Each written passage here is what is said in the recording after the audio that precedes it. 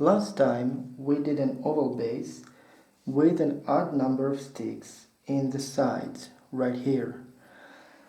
This time we have an even number and we're going to see how that goes. So we begin with our two weavers. One waits here for the other one. Second one. All right. Now at the very first time that we go over the side, what we have to do is to reverse the order of the two weavers. If this one is my bottom one, or this one, it's going to be the top one at the other side here. So let's see if I can recognize. Alright, this is the top one. So what we do something like pairing, just like this. And now, instead of this weaver now being woven into here as it should be in pairing, this one comes in first, and this reverses the order of the two weavers, and then this one will be on top. This one was the bottom one, this one here was the bottom one here, and now it's the top one. And what this gives us, it creates a pattern here as if we had although we weave just one here at this side, the pattern is as if we had an even number. And we do this right from the start because later when we're going to separate into an even number, the pattern will be correct for an even number. So let's see that again, the other side. One waits for the other. Alright, now we're going to do the same thing. This one is the bottom one, it's going to be the top one at the next round.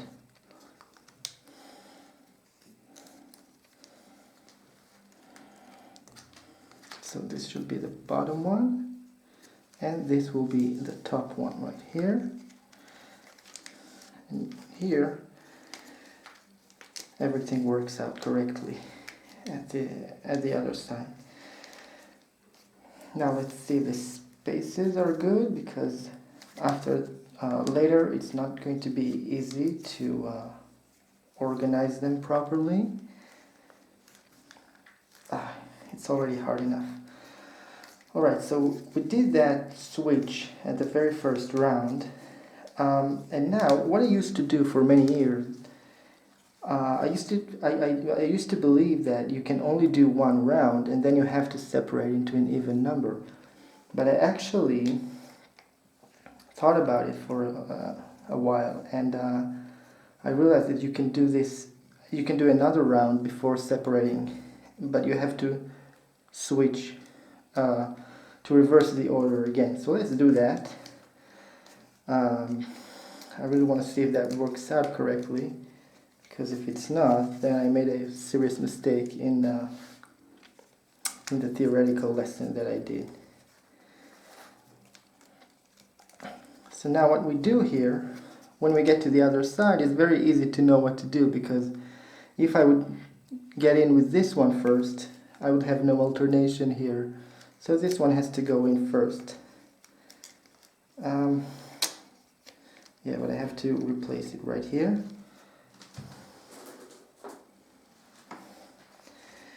I think what I'm going to do now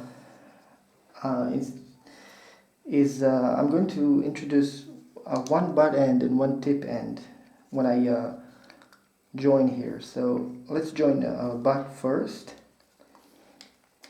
and then the second one going to join here. It's going to be tip, and this will make the weave more even.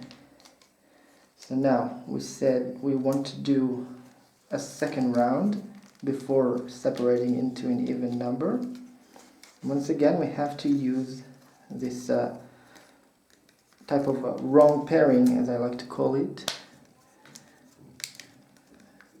in order to get everything right. So now this one has to get in first in order to get an alternation, so it will get in first.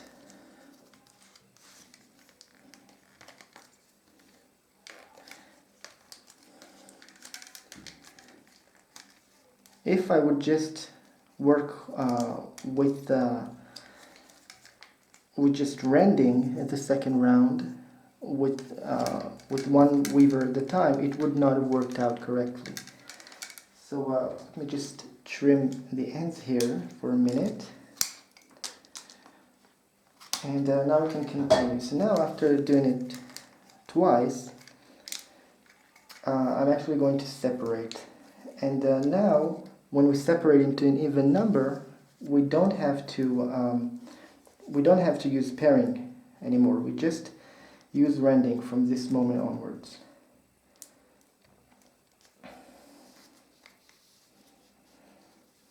We have two coming from here. Let's kink everything.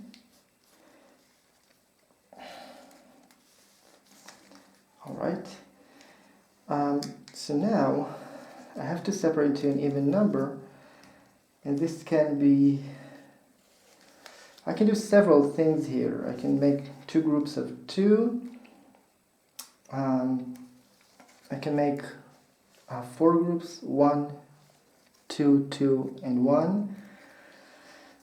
And I can even keep these together and just separate these two first. Maybe it should be easier. Let's do this first. Alright, so now I'm not using pairing anymore. And as you can see, the alternation works out correctly. Now let's use the other one.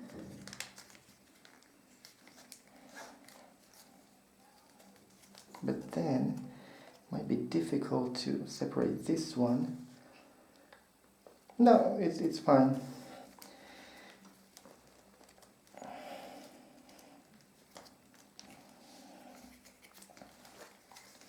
Doesn't matter which way you choose to do it. What matters is that you always separate into an even number. Let's try and fasten the work here. Alright, so now we continue. I'm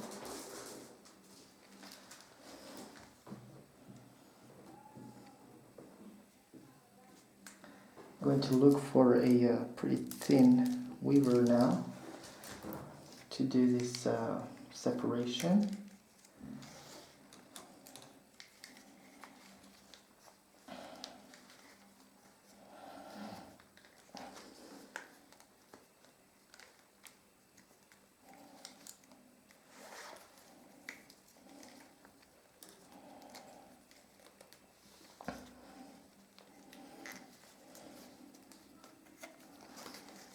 Alright.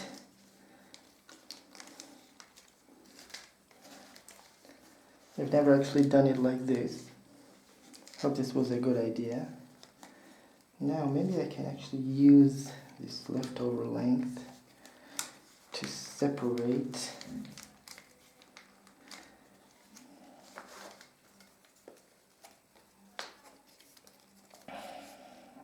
No. I'm going to join here.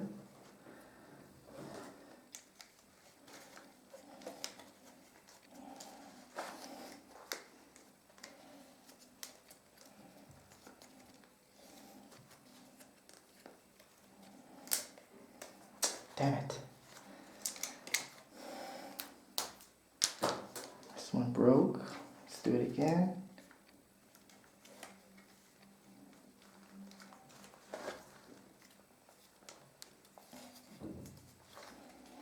Alright. Now I think we're going to separate once again.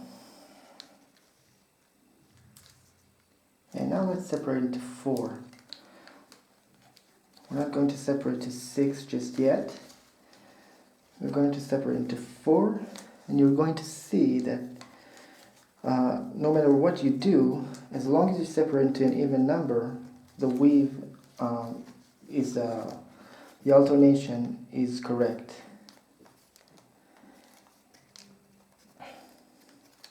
It's incorrect here maybe, but it's going to be correct in the other side, right here.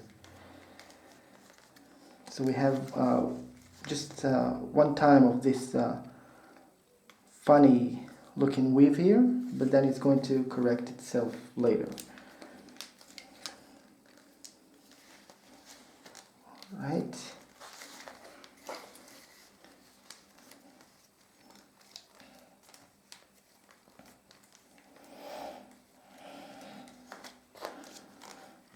All right. Pretty thick weavers and thick bastes. Very tough work.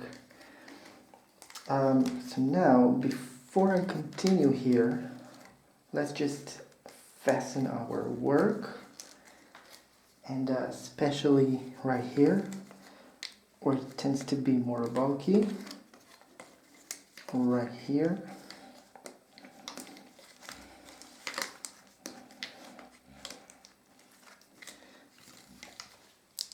Alright, now let's do the other side, but obviously we have to join first. So this one's going to be first. I'm going to keep this on the top, on the upper side, because when you keep them, if I were to keep this one waiting on the bottom, it might be hard to find it later and to see which weaver I have to work with. So now I also separate into 4 right here.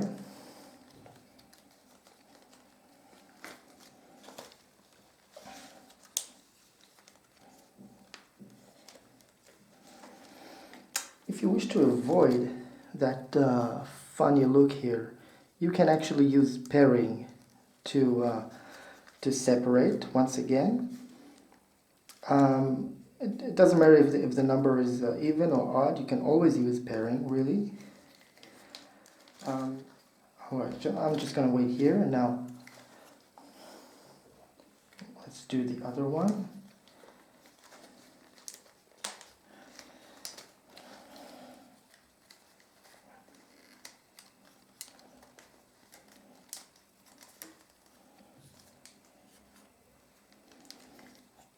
Alright.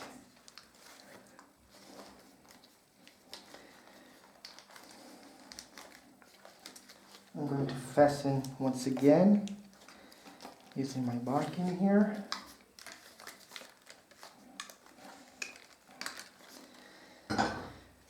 Alright, so can we separate into 6 just now? No, I'm going to do another round like this, and then we're going to separate into 6. I think it's going to be easier. So let's just continue here. Still have 4 groups, you may call it. I have 1, 2, 2, and 1. This weaver broke, and we're going to replace it.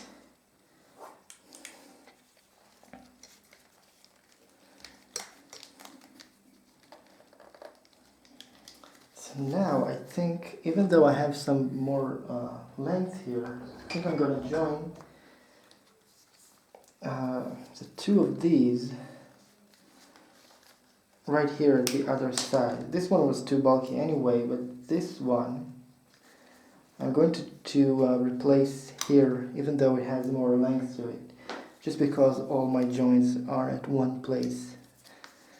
So this one goes first.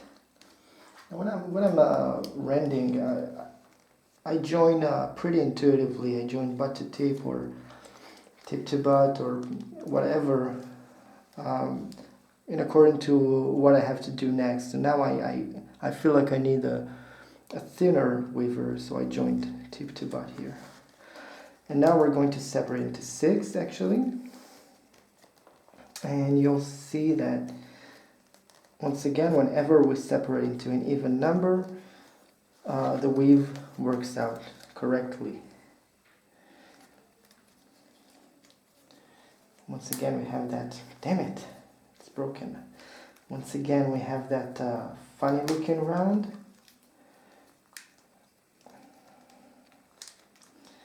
Maybe at the other side, I'm going to show how to do this with pairing. So that's 1. Let's wait here. Now, second one.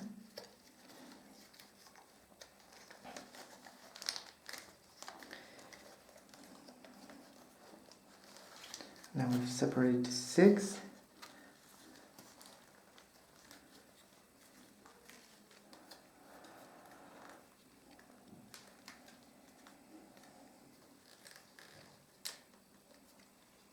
Beautiful, and everything works out correctly, right?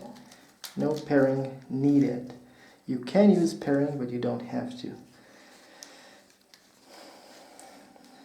Alright, now at the other side here, damn it!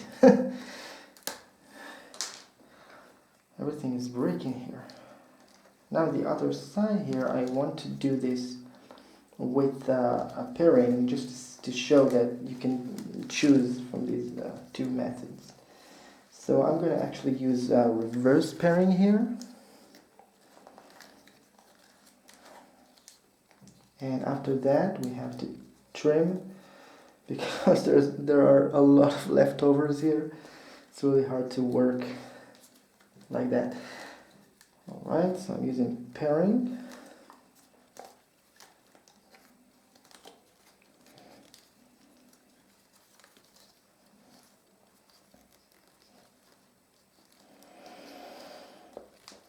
In this case, reverse pairing.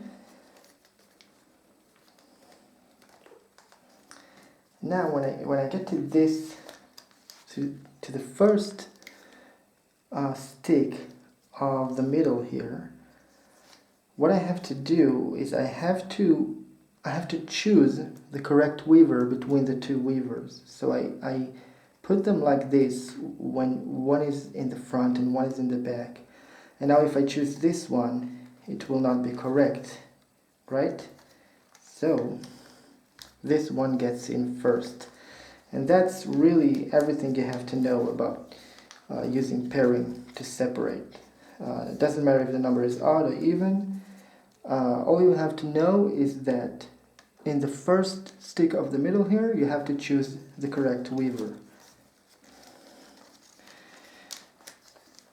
Beautiful. So we actually separated into 6 using pairing here, using randing here, and using pairing here. I think I'm going to try and fasten this. Alright. Now, basically now, once we've separated into 6, we just continue in randing until we finish our base. Don't forget to slowly and carefully level all of your base sticks. If you can, create a small arch towards the bottom or a small curve towards the bottom. And yeah, that's it. So I finished rendering and actually start locking everything with whaling. As you can see, I didn't do a very good job here in evening out the locations of the joins. Here I have like 3 joins, and in this side I have like 200. But it's okay, because you still have some weavers here still intact to keep everything in place. But it's best to avoid it and to pay attention to what's going on.